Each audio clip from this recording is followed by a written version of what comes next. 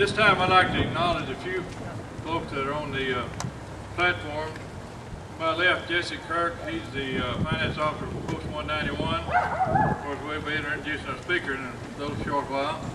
And then Walt Moore, he's the commander of American Legion Post 30. Of course, our Honorable Mayor, John Holden, right behind me on the right. And let's give these folks a round of applause. We appreciate their support. This is a real special day today. We've always been doing this. I know since 1956 when I got discharged, we started the program and we had one going, but we've made sure every year we've not missed a single day since 1956 having the parade. And we won't as long as some of us are breathing, but we need some of you younger guys to kind of step up to the plate. Because you look at some of us, we've been put up wet and rode hard, you know. We're showing our age. It's my honor to introduce our first speaker. He's the Lieutenant Colonel Collins.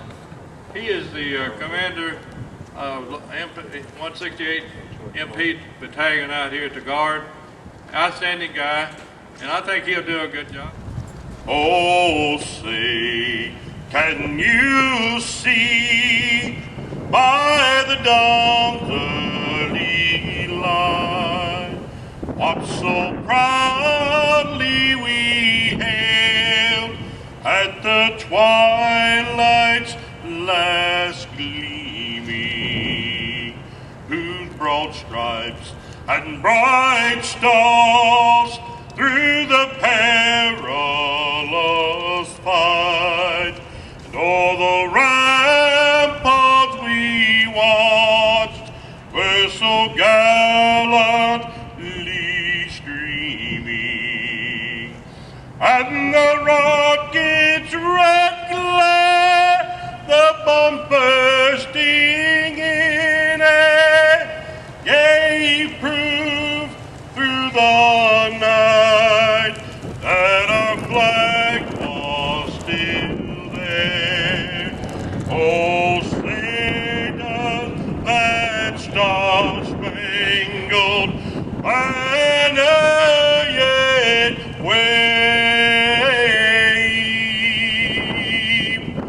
o'er the land of the free and the home of the brave.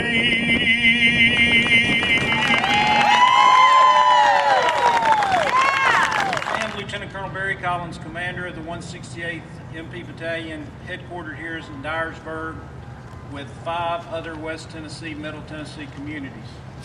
I represent 700 plus military police soldiers in the National Guard, Dyersburg and Ripley. Ripley presently deployed in Kuwait, 251st Military Police Company in Lexington, Bolivar and Savannah. Got the 130th MP Company in Memphis and the 267th, and I'm going to be a little liberal with my geography and move them up from West Tennessee, but they're in Dixon and Waver. Since September 11th, the terrorist attack, there's been more than 370,000 National Guardsmen who have been deployed to Iraq and Afghanistan, to include your own 168th MP Battalion. We've had 21,000 from Tennessee alone that have deployed to support our country. Before I get into my speech, I want to really thank the ladies at the Chimes for Charity last night. That was National Guard's sponsored event last night. We put a challenge out to all veterans of all services, and you responded. Over 140 children were sponsored last night. We raised $6,700, and I'd like to thank the community of Dyersburg, Dyer County.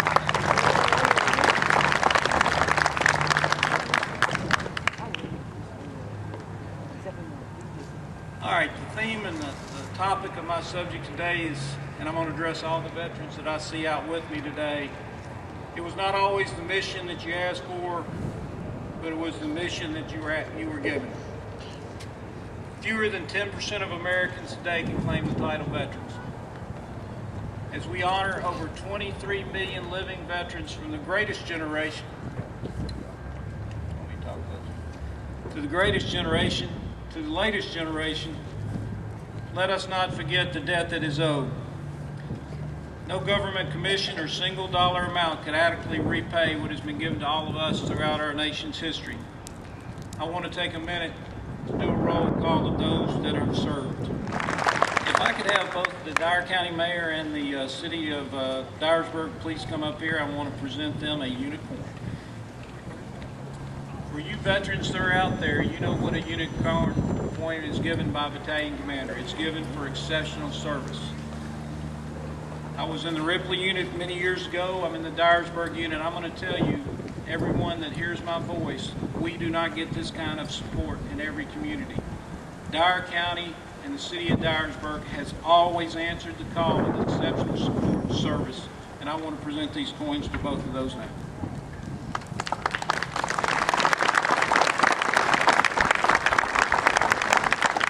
As I drove down from Nashville this morning, I noticed the leaves were turning. The sky was beautiful blue, like it is right now. It had a little nip in the air. I could not help but think, this is the most grand place to live on this entire world. And I am so proud to be a part of Northwest Tennessee. There's no place in this world that I would rather live than Northwest Tennessee. Then I caused myself to think, this is all because of our veterans. It is absolutely, unequivocally because of our veterans. Without our veterans, we would have Adolf Hitler, Joseph Stalin, Saddam Hussein. The world would be not as we know it now. And I hope today that as we leave, we do not take for granted what we've got. And I hope that we pause just a minute and thank our veterans. When I was a little boy, I used to walk home from school. At a little small school in Kenton, I would walk to my great-grandmother's house. And my great-grandmother, she was old, and she would fix me a snack. And after I had my snack, she would help me with my homework. And in her den, she had a picture. And on the wall of the picture, there were four of her sons, and they were standing arm in arm. They were in uniform. And she was so proud of those boys. And she would always tell me stories about her sons. One day, we finished our snack, we did my homework, and she asked me to follow her back to the bedroom. When we went back to the bedroom, she opened the closet, and on the top shelf of the closet, she slid back a box. And in the box, she placed it on the bed, she took off the top. And her thin, fragile hands, she dipped into the box and pulled out a hat. The hat was the hat that was worn by one of my great uncles. It's the uncle that went to service that didn't come back home. He was the boy that she was most proud of because he gave his life in serving his country. And she talked about Browning Ball. He was the one that stayed in Obion County, that farmed. It was over Obion County, Gibson County Electric. She talked about Clyde Ball. He was a lawyer. She talked about Hillsman Ball. He went to Atlanta. But she talked about Alvin Ball because she was the most proud of what he did for his country. And he gave his life. He was the one son that never grew up. He was the one son that achieved all of his dreams. And today, I want to thank all the Alvin Balls that allow us to lay our head down at night because they fought for us. They're the guys that watched the base in China or in Japan while we went to church. The Alvin Balls are the one that rode the submarine while we went to the T-ball game. The Alvin Balls, they're the ones that rode the Jeep and transported the generals while we went to college. And the Alvin Balls, they're the ones that rode the aircraft carrier while we sat in the movie theater. We've all got an Alvin Ball. Today, let us pause for just 1 minute and thank the Alvin Balls that you know. And I want to thank my great uncle, Alvin Ball. Thank you all.